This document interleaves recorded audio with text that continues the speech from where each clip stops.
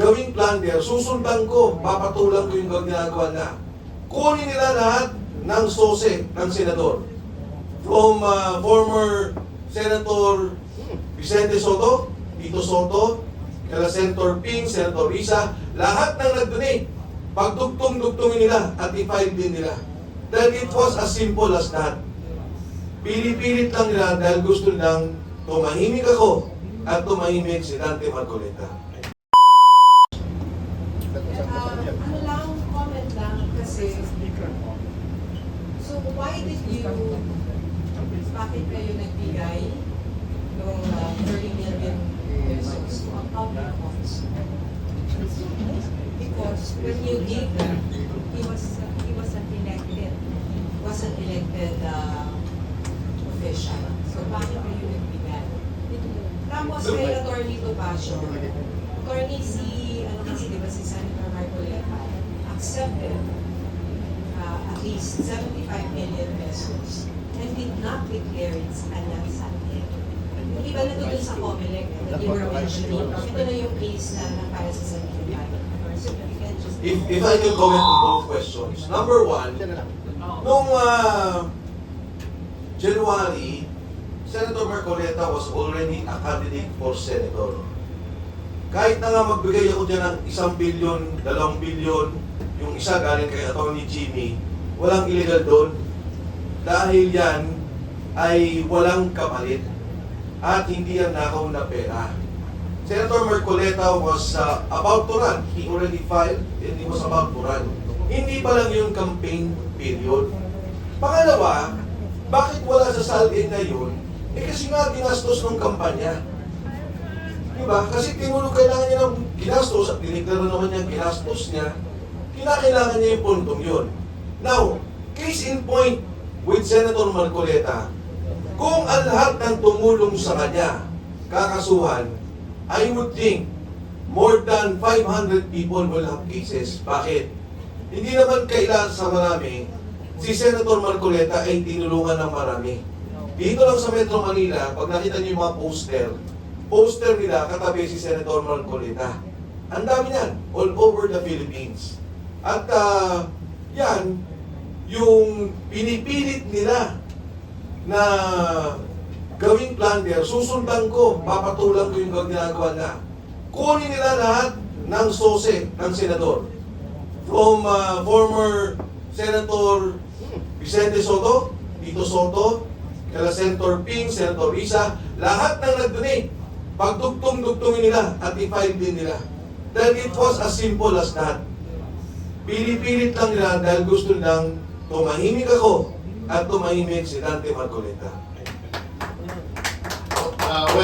In response to that, I'm not authorized to speak on behalf of Senator Marcoleta. No? Kaibigan natin yan, pero hindi ko siya kliyente. But from a strictly legal point of view, there is a misconception among the uninitiated na kapag nagbigay ka ng pera sa isang public official that is graft. That is not the case. May qualification yan. By reason of his office. Ano yung by reason of his office? Office hindi yung opisinang physical, o yung title niya. By reason of his function. Office can also mean function. Google yan sa Merriam-Webster's Dictionary kung anong ibig sabihin ng office. Yun po ang ginamit ng batas. By reason of his office. By reason of his function. What do you mean by that? Binigyan mo siya ng pera kasi may gusto kang gawin na within his powers nakapalit ng pera. Okay. Bakit binigyan ng pera si Senator Marcoleta? Hihingi bang kapalit? It is not by reason of his office. It is by reason of his candidacy. Okay.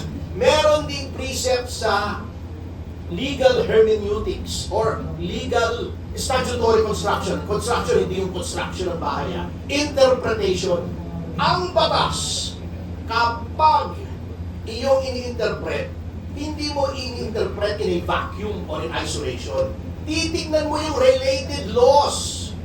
Anong nakalagay sa Anti-Graft and Corrupt Practices Act? Hindi pwedeng tumanggap ang any public official violation of his office. Anong nakalagay sa Omnibus Election Code? Allowed ang contributions up to a certain point kasi merong spending limit per voter, per constituency. Probinsya, lungsod, distrito, nationwide. When you interpret the law, titignan mo yun. Contribution to a candidate is allowed. Wala naman sinasabing pagkakandidato ay sitting official. Whether running for election or running for a different office, hindi mo pwedeng bigyan. Allowed yan. Bakit?